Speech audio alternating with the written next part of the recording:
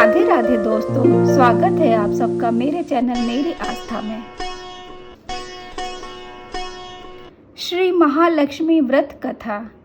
दोस्तों, हमारे यहाँ पर महालक्ष्मी व्रत में दो कथाएं बहुत ही प्रचलित हैं। चिल्ली देवी और चौल देवी की कथा और दूसरी है हाथी पूजा वाली कथा। तो हाथी पूजा वाली कथा मैं मेरे प्रीवियस वीडियो में कर चुकी हूँ। इस वीडियो में करूँगी चिल्ली देवी और चौल देवी वाली। और हाथी पूजा वाली कथा का लिंक डिस्क्रिप्शन में डाल रही हूँ, वहाँ से आप देख सकते हैं। तो हम प्रारंभ करते हैं व्रत कथा। श्री गणेशाय नमः। पूजन विधि: गज हाथी, कलावा, ऋतुफल, सिंदूर, सूत्र, 16 गांठ का नैवेद्य, हल्दी, यज्ञोपवीत, लक्ष्मी जी की प्रतिमा, कलश, केले के खंबे, पूंगी फल, चावल, कपूर, गुलाल, धूप, पान, तुलसी दल, श्रीफल, वंदनवार, केसर, दीप, चौकी, चंदन, पंचामृत का सामान, पंचपल्लव, अबीर, दूध, दही, घृत, वस्त्राभूषण, चूड़ियाँ, शहद, शक्कर, पुष्पमाला, मेवा, मिठाई, दक्षिणा द्रव्य आदि। श्री महालक्ष्मी व्रत पूजन की विधि। इस व्रत के विषय में भविष्य उत्तर पुराण में लिखा हुआ है। यह माया, प्रकृति और शक्ति आदि नामों से तीनों लोकों में जो महालक्ष्मी देवी है, उनको प्रसन्न करने का यह महान व्रत है। इस व्रत को भादों के शुक्ल पक्ष की अष्टमी से कुंवार कृष्ण पक्ष की अष्टमी तक किया जाता है। व्रत प्रारंभ करने के दिन 16 बार कुल्ला कर स्नान आदि से पवित्र हो तथा स्वच्छ वस्त्र धारण करें। तत्पश्चात कलावे का सूत्र लेकर उसमें 16 गांठें लगावें तथा चमेली, पुष्पों, धूप आदि सुगंधित पदार्थ के मध्य रखें। सूत्र की 16 गांठ को महालक्ष्मी नमः मंत्र से अभिमंत्रित करें और अपनी कामना की पूर्ति की प्रार्थना करते हुए उसे अपने हाथ में बांधें।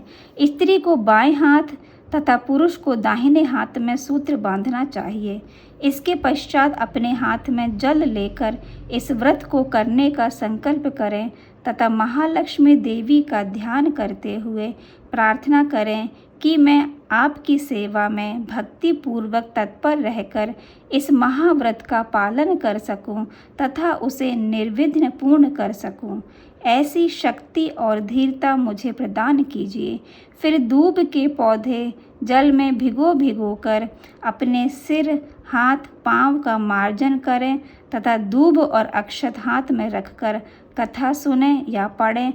इस प्रकार 15 दिन नित्य दूब तथा अक्षत हाथ में लेकर कथा सुनते रहें। 16वें दिन क्वार बदी अष्टमी की सायंकाल स्नान कर सफ़ेद वस्त्र पहने और अत्यंत सुंदर मंडप बनाकर लक्ष्मी जी की सुंदर मूर्ति अष्टदल श्वेत कमल पर दोनों ओर 2 हाथी की मूर्तियों सहित पधरावें। पंचामृत से मूर्ति को स्नान कराएं। इस प्रकार षोडशोपचार द्वारा पूजन करें या किसी विद्वान पंडित से कराएं।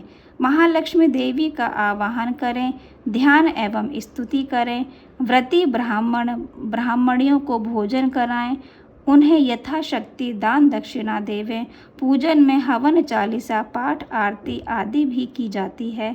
उद्यापन करते समय इस सब के अतिरिक्त खाने की वस्तुएं नए सूप में 16-16 की संख्या में रखते हैं तथा दूसरे सूप से ढककर महालक्ष्मी जी को अर्पण करते हैं और 16 ब्राह्मणियों को भोजन करा के दान दक्षिणा देकर विदा करते हैं। तत्पश्चात स्वयं भोजन करें। श्री महालक्ष्मी व्रत कथा। एक समय धर्मराज युधिष्ठिर ने श्री कृष्ण भगवान का प्रसन्न चित्र देखकर कहा, हे त्रिलोकीनाथ, समस्त ऐश्वर्यों के स्वामी, आप कृपा कर कोई ऐसा व्रत बतलाइए जो सब व्रतों में श्रेष्ठ एवं ऐश्वर्य सुख देने वाला हो।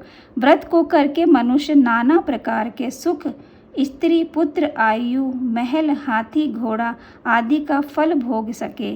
श्री कृष्ण भगवान बोले, हे राजन सुनो, सतयुग में जब वृत्तासुर आदि असुरों से स्वर्गलोक अपना अधिकार कर लिया, तब दुखी हो इंद्र ने ऐसा ही प्रश्न देवर्षि नारद से पूछा था।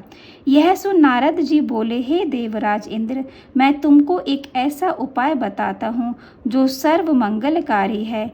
इस विषय में एक वृतांत सुनो। प्राचीन काल में एक बहुत सुंदर अपूर्व नगर था। वहाँ की भूमि बड़ी रमणीक थी। तरह तरह के रत्नों से विभूषित भूमि एवं पर्वत थे। यहाँ सुंदर चंचल नेत्रों वाली स्त्रियाँ के वाण रूपी कटाक्ष से कामदेव तीनों लोकों को वश में करता था। उस नगर में चारों पदार्थ धर्म अर्थ काम मोक्ष थे। उसकी विचित्र रचना देखकर विश्वकर्मा भी लज्जित होता था। उस नगर में मंगलसेन नाम का राजा राज्य करता था। उसकी चिल्ल देवी और चौल देवी नाम की 2 रानियां थीं।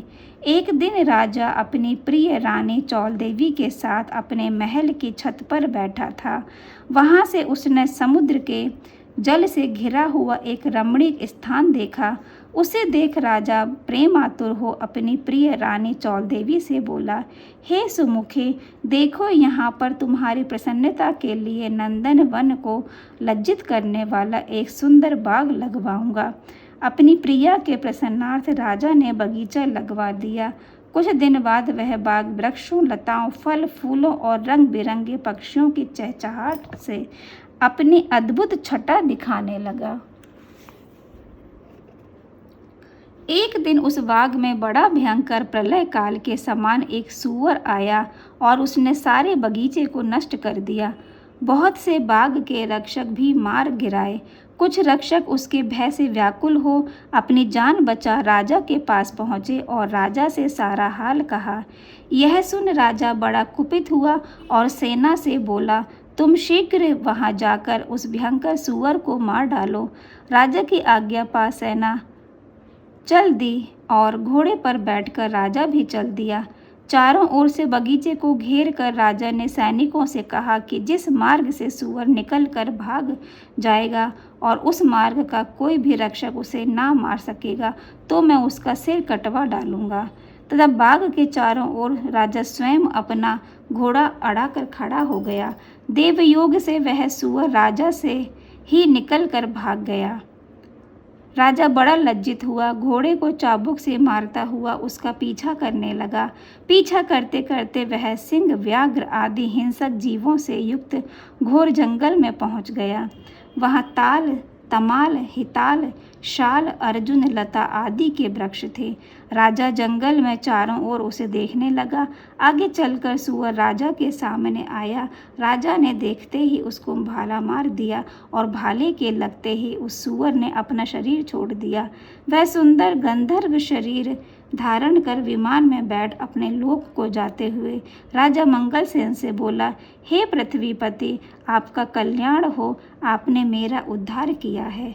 अब मैं आपको अपने शाप की कथा सुनाता हूँ। मैं चित्ररथ नाम का गंधर्व हूँ। एक बार देव समूह में ब्रह्मा जी बैठे हुए थे कि चंचतपुट आदि तालों के साथ मैं सप्त स्वर में गान कर रहा था कि गाते गाते मेरी ताल बिगड़ गई। इस पर क्रोधित होकर ब्रह्मा जी ने मुझे सूअर होने का शाप दे दिया। फिर प्रार्थना करने पर उन्होंने कहा, तेरा उद्धार धर्मात्मा राजा मंगलसेन के हाथों से होगा। अतः मैं अधर्म योनि को छोड़कर अपने गंधर्व स्वरूप को प्राप्त हो गया हूँ। हे राजन, मैं वरदान स्वरूप देवताओं को दुर्लभ चारों फल, धर्म, अर्थ, काम, मोक्ष का दाता एक व्रत बतलाता हूँ। यह व्रत श्री महालक्ष्मी जी का है। इसके प्रभाव से आप चक्रवर्ती राजा होंगे। अब आप अपनी राजधानी वापस जाइए। नारद जी बोले, हे इंद्रदेव, इस प्रकार कह गंधर्व अंतर्ध्यान हो गया। राजा मंगलसेन अपनी राजधानी को वापस लौटे कि मार्ग में उन्हें बगल में मृग चर्म लिए हुए एक ब्राह्मण पुत्र अपनी ओर आता नजर पड़ा। राजा मुस्कुराते हुए उससे बोले, हे बटुक, तुम देवता, दैत्य, गंधर्व हो अथवा राक्षस, इनमें से आप कौन हैं? मुझे सब सच सच बता दें जो आप इस घोर जंगल में आए हैं।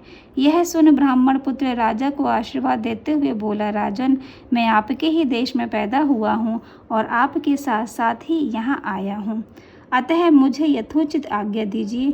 भगवान श्री कृष्ण बोले, हे धर्मराज। इस प्रकार उनके पूछने पर राजन ने कहा, हे विप्र, तुम्हारा नाम आज से नूतन होगा। अब तुम किसी सरोवर में से ठंडा जल लाओ। राजा की आज्ञा पा वह नूतन राजा को एक सुंदर वृक्ष के नीचे बिठाकर आप घोड़े पर सवार हो जल की खोज में चल दिया। आगे चलकर उसने रंग बिरंगे पक्षी देखे, वह वहीं पर चल पड़ा। थोड़ी देर में वह सरोवर के पास पहुंच गया। यह सरोवर बहुत ही रमणीक था। ऐसा प्रतीत होता था कि यहाँ भगवान नारायण का ही निवास स्थान है। सुंदर सुंदर कमलों में सुशोभित चक्रवाक आदि पक्षियों से युक्त, तेज हवा से उठने वाली लहरों को शांत करने वाला, मीठे जल वाला, महर्षि अगस्त्य की तृषा शांत करने वाला शीतल जल से परिपूर्ण था। जैसे ही वह आगे बढ़ा कि उसका घोड़ा कीचड़ में फंस गया, अतः वह घोड़े से उतरकर सरोवर के चारों ओर देखने लगा। समीप ही उसने सुंदर सुंदर वस्त्राभूषणों से सुसज्जित मृग नयनी स्त्रियों को देखा, जो मधुर ध्वनि से मंगल गान करती हुई पूजा कर रही थीं।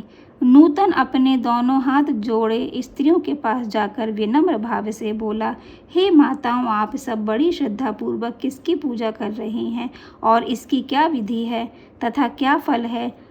सच सच मुझे बतावे। नूतन की मधुर वाणी सुन वे बोली, हे विप्र, भक्ति भाव से श्रद्धा युक्त होकर सुना, जो भगवती माया, प्रकृति और शक्ति नाम से प्रसिद्ध हैं। हम उसी महालक्ष्मी जी का व्रत कर रही हैं। उसी व्रत की कथा तुम भी सुनो। हे ब्राह्मण, यह व्रत भाद्रपद महीने की शुक्ल पक्ष भादो सुदी अष्टमी राधा अष्टमी से आरंभ होता है। इसी दिन प्रातः काल उठकर 16 बार हाथ, पांव और मुंह धोकर 16 धागों से युक्त एक डोरी कलावा लेकर उसमें 16 गांठ लगावें और चमेली के पुष्प, कपूर, धूप आदि सुगंधित पदार्थों से प्रत्येक गांठ की पूजा करें और ओम महालक्ष्मी नमः इस मंत्र से 16 बार अभिमंत्रित कर श्री महालक्ष्मी जी से प्रार्थना करें, हे महालक्ष्मी, आप हमें धन, धान्य, पृथ्वी, धर्म, कीर्ति, आयु, यश और शोभा तथा हाथी, घोड़े, पुत्र दें। हे विप्र, इस प्रकार ध्यान करते हुए उस सूत्र को पुरुष अपने दाहिने अंग में और स्त्री अपने बाएं अंग में धारण कर 16 दूब के पौधे और अक्षत लेकर कथा सुने। इस प्रकार भादो सुदी से लेकर आश्विनवदी अष्टमी तक नित्य प्रति कथा सुनना चाहिए। पश्चात अष्टमी के दिन रात्रि के समय जितेंद्रिय व्रतकर्ता को स्नान कर श्वेत वस्त्र धारण करके पूजा गृह में जाना चाहिए और पूर्व की ही ओर मुख करके पवित्र आसन पर बैठकर सफ़ेद मोतियों से युक्त अष्टदल का कमल बनावें।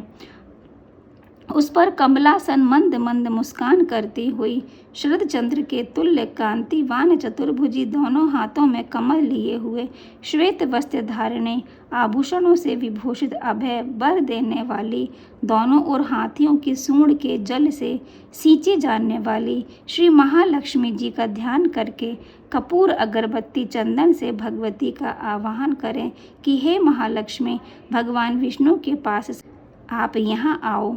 आपके लिए ही मैंने षोडशोपचार पूजन सामग्री एकत्रित की है। हे विप्र, इस प्रकार 16 दिन समाप्त होने पर व्रतकर्ता को श्रद्धानुसार उद्यापन करना चाहिए। उद्यापन विधि इस प्रकार है। स्वर्ण के पत्र से गऊ के सींग मड़वाकर तथा सोना एवं अन्न वस्त्रादि किसी वेद पाठी ब्राह्मण को दान में दें। यदि इतना ना हो सके तो यथाशक्ति द्रव्य दे दें अथवा 16 ब्राह्मणों को जिमाकर वस्त्र आदि की दक्षिणा दे दें। हे विप्र पुत्र, हमने तुमको सर्वोत्तम व्रत बतला दिया है, जिसके करने मात्र से इच्छित फल प्राप्त होता है। इस व्रत को तुम भी करो, अपने राजा से कराओ तथा और जो श्रद्धा से करना चाहे उसे भी कराओ। भगवान बोले, हे युधिष्ठिर, इस प्रकार इस व्रत को स्त्रियों के मुख से सुनकर नूतन बड़ा प्रसन्न हुआ और उनको प्रणाम कर अपने घोड़े को कीचड़ में से निकालकर ठंडा पानी पिलाया और कमल के पत्ते का दोना बनाकर उसमें पानी ले घोड़े पर बैठ राजा के पास आया। राजा को जल पिलाकर नूतन बोला, हे राजन, आज मैं यहाँ पर जो कुछ स्त्रियों से सुनकर आया हूँ उसे ध्यान से सुनो। उपरोक्त हाल नूतन ने राजा को सुना दिया। उस व्रत को नूतन और राजा दोनों ने किया। तदुपरांत राजा ब्राह्मण को साथ ले घोड़े पर सवार हो अपने नगर को चल दिया। राजा का आना सुनकर सब नगरवासी बड़े प्रसन्न हुए और भेंट आदि वस्तु लेकर बाजे के साथ राजा की अगवानी करने चल दिए। चारों ओर घंटा और घड़ियालों के स्वर होने लगे। ऐसा मालूम होता था कि खुशी के मारे सारा नगर नाच रहा है। राजा ब्राह्मण कुमार नूतन के साथ घोड़े पर से उतरकर अपने महल में रानी चौल देवी के पास आया। रानी चौल देवी राजा के हाथ में सूत्र बंधा देख क्रोधित हुई, परंतु क्रोध को छुपाकर विचार करने लगी कि राजा शिकार के बहाने किसी अन्य स्त्री से प्रेम आलाप करने लगा है। इसी कारण इसकी बाह में उस स्त्री ने अपने सौभाग्य के लिए यह डोरा बांध दिया है और साथ ही मुझे देखने के लिए इस ब्राह्मण को भेजा है। अतः क्रोधित हो उसने डोरे को राजा की बाह में से तोड़कर फेंक दिया। राजा उसकी करतूत न समझ सका, क्योंकि वह सेवकों तथा मंत्रियों को जंगल का सारा हाल बता रहा था। उसी समय राजा की दूसरी रानी चिल्ल देवी की एक दासी राजा को देखने वहां आई। उसने भूमि पर पड़े उस डोरे को उठा लिया और उस ब्राह्मण के डोरे के बारे में सारा विवरण पूछा। दासी ने सारा विधान जानकर अपने स्वामिन चिल्ल देवी से जाकर कहा और वह राजा का सूत्र भी दे दिया। रानी ने उसी समय नूतन को बुलावा भेजा और उसके बतलाए गए व्रत को विधान सहित करने लगी। भगवान बोले, हे पांडुनंदन युधिष्ठिर, 1 वर्ष बीतने पर लक्ष्मी पूजन की याद आई। राजा ने अपनी बाह में बंधे सूत्र को ना देख अपार चिंता में डूब गया। नूतन ने रानी चौल देवी द्वारा उसे तोड़कर फेंके जाने का सारा हाल राजा को बता दिया। यह सुन राजा क्रोधित हो रानी चौल देवी से बोला, अरे दुर्बुद्धे, अब मैं तेरे महल में लक्ष्मी पूजन ना करके रानी चिल्ल देवी के महल में लक्ष्मी पूजन करूँगा। यह कह राजा चिल्ल देवी के महल को चला गया। इसी बीच लक्ष्मी जी बुढ़िया का रूप बना परीक्षा लेने के लिए रानी चौल देवी के घर गई। रानी चौल देवी उसका निरादर करते हुए बोली, अरे दुष्ट, तू कौन है? मेरे घर कैसे आई? चल भाग यहाँ से। इस प्रकार लक्ष्मी जी रानी चौल देवी से अपमानित होने पर उसे शाप देती हुई बोली, मूर्ख, तूने मेरा अपमान किया है, अतः सूअर मुखी हो जा और आज से इस मंगलपुर का नाम कोलापुर हो जावे। फिर वृद्धा रूप लक्ष्मी जी वहाँ से चलकर परीक्षा के लिए चिल्ल देवी के महल में गई। वहाँ रानी ने उसका बड़ा सम्मान किया। रानी ने सम्मानित हो लक्ष्मी जी ने वृद्धा का रूप त्याग साक्षात अपना लक्ष्मी स्वरूप धारण कर लिया। यह देख रानी चिल्ल देवी ने लक्ष्मी जी को साष्टांग प्रणाम कर बड़े प्रेम से नाना प्रकार से उसका पूजन किया। भगवती लक्ष्मी चिल्ल देवी से प्रसन्न हो बोली, हे चिल्ल देवी, मैं तुमसे बहुत प्रसन्न हूँ, मन चाहा वरदान मांग लो। चिल्ल देवी बोली, हे सुरेश्वरी कमलासन अम्बे, जो भी प्राणी इस व्रत को करे और जब तक चंद्र सूर्य आकाश रहे तब तक आप उसके घर को संपूर्ण ऐश्वर्य से परिपूर्ण रखें, उसके घर में आप सदैव विराजमान रहें, वह मेरे पति सहित आपकी ये कथा सारी पृथ्वी पर विख्यात हो। हे धर्मराज, रानी से भगवती लक्ष्मी तथास्तु कह वही अंतर ध्यान हो गई। पश्चात राजा मंगल ने रानी चिल्ल देवी के साथ बड़ी श्रद्धा से पूजन व्रत किया। दुराचारिणी रानी चौल देवी ईर्ष्यावश होकर रानी चिल्ल देवी के महल में जाने लगी।